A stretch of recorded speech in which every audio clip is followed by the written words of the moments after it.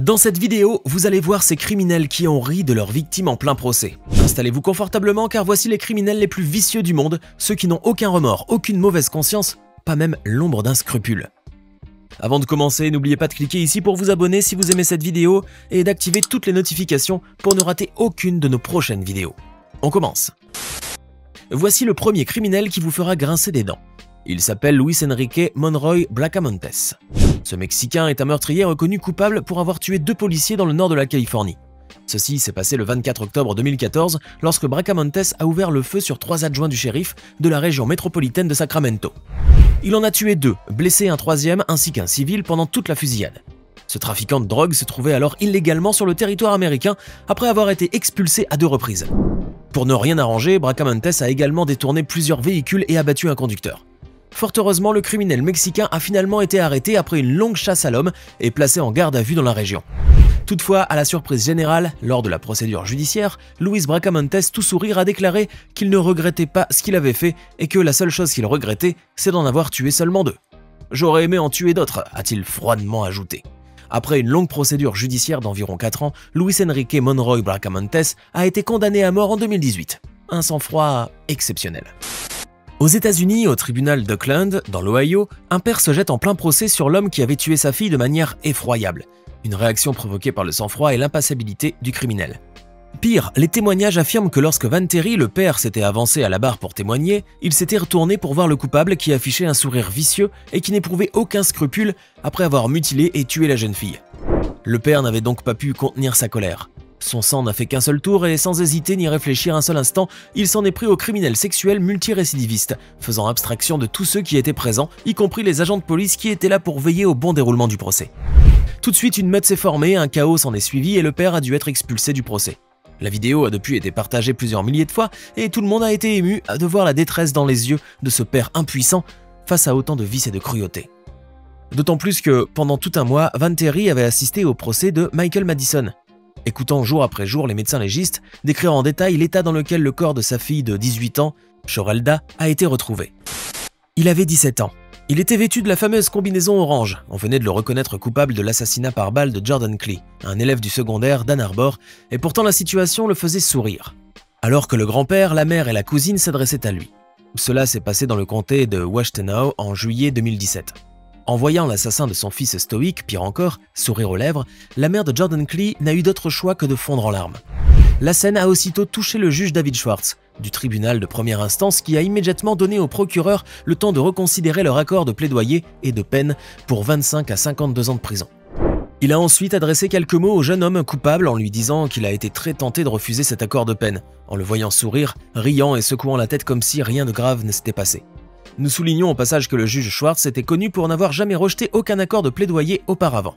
Il a fini par le menacer en lui disant qu'il allait très probablement finir sa vie en prison.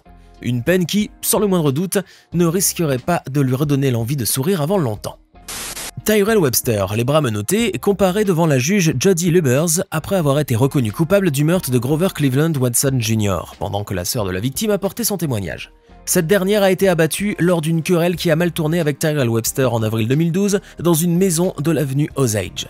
Mais alors que la sœur de Watson parlait, le cœur meurtri, le coupable a fait preuve d'un comportement dédaigneux qui a chassé tout espoir de clémence envers lui. En effet, Tyrell avait plusieurs fois esquivé les questions routinières du juge en se moquant, ricanant, répondant complètement à côté et en riant au nez de ses interlocuteurs.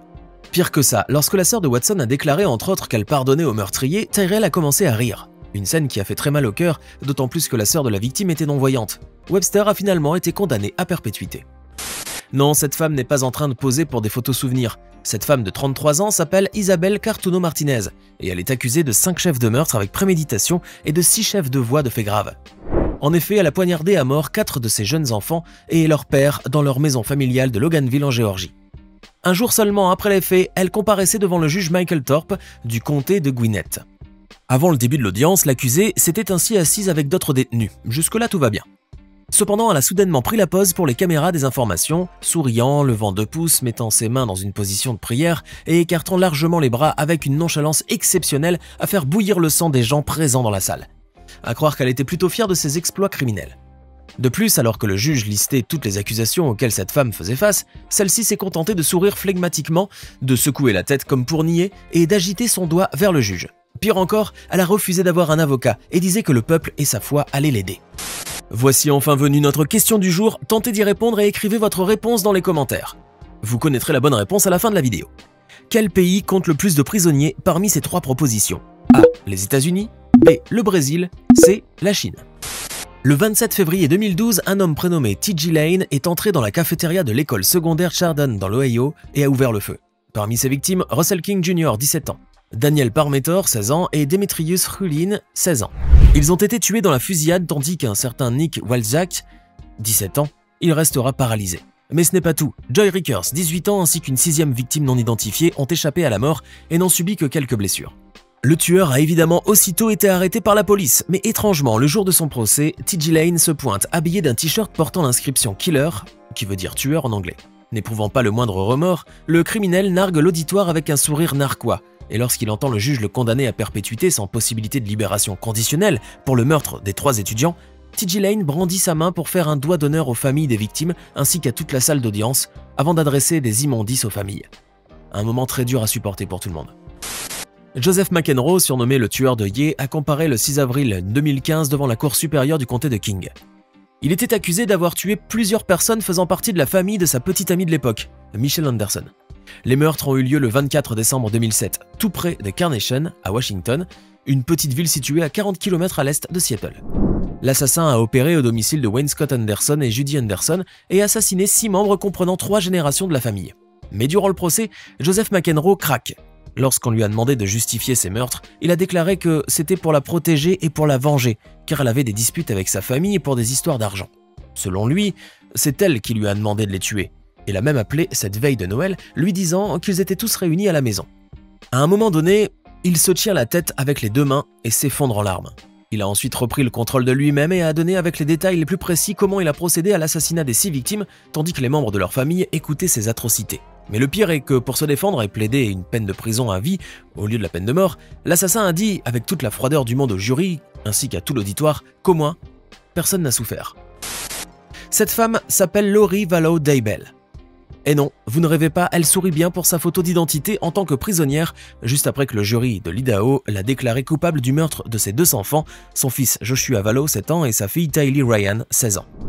Arborant une combinaison orange et un demi-sourire moqueur à peine perceptible, mais tout de même très vicieux, la mère de 49 ans a également été accusée d'avoir comploté avec Chad Daybell, son 5e mari, pour tuer sa première femme, Tammy Daybell, décédée à leur domicile le 19 octobre 2019. Les corps des enfants ont quant à eux été découverts dans l'arrière-cour de la maison du mari en juin 2020. C'est à se demander si ces personnes ont un cœur. De plus, quelques jours après les funérailles de Tammy, le couple s'est envolé pour Hawaï, là où ils se sont dit et ont vécu pendant plusieurs semaines avant que les autorités ne les retrouvent. Mais alors, pourquoi avaient-ils commis ces crimes abominables? Ils avaient en fait tué Tammy dans le but de bénéficier de son assurance vie, ainsi que pour continuer à percevoir les paiements de sécurité sociale et de prestations des enfants, tout en cachant le fait que ces derniers étaient décédés. Malgré cela, elle n'avait lors du procès vraisemblablement aucun remords. La meurtrière n'a d'ailleurs cessé de sourire, et de rire même, comme si elle assistait à un spectacle comique. Les procureurs du comté de Madison l'ont alors dépeint comme une assoiffée d'argent, de pouvoir et de sexe. Mais on comprend pourquoi. Il s'appelle Simeon Adamset. Il a été arrêté pour avoir tué Nathan Trapuzzano, âgé de 16 ans. Le coupable a créé une vague d'indignation lorsque son procès a été médiatisé et pour cause. Le jeune homme s'est présenté à la salle d'audience affichant un grand sourire. Des images qui ont choqué des milliers de gens. Sur la vidéo, on voit justement un Simeon Adams souriant à la caméra alors qu'il se rendait à son procès.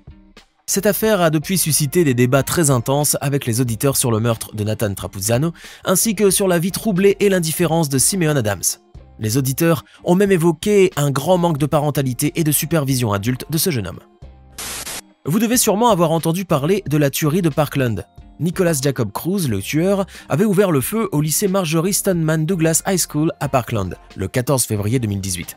Ce fut l'un des pires crimes de masse jamais commis en milieu scolaire. Il a tué 17 personnes et causé plusieurs dizaines de blessés, dont lui-même. Son procès a été ouvert en Floride et les familles des victimes ont appelé à la peine capitale pour les meurtres odieux qu'il a impunément commis.